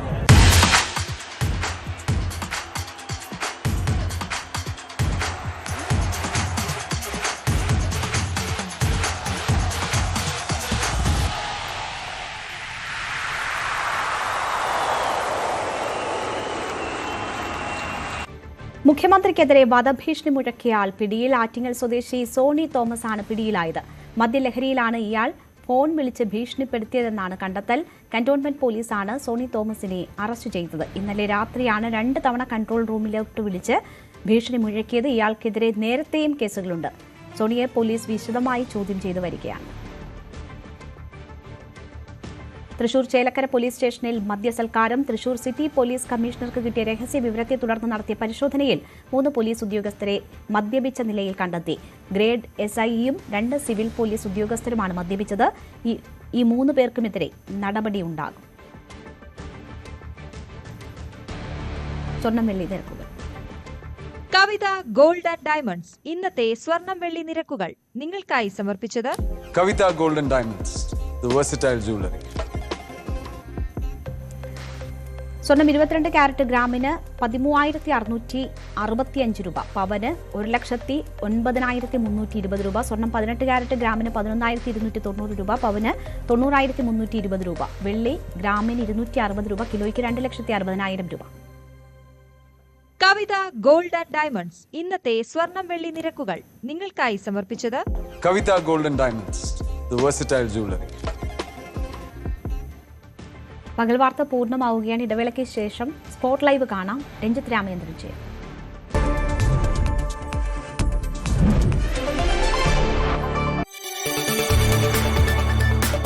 കൂടുതൽ വാർത്തകൾക്ക് news 18 Keralam YouTube channel subscribe ചെയ്യുക.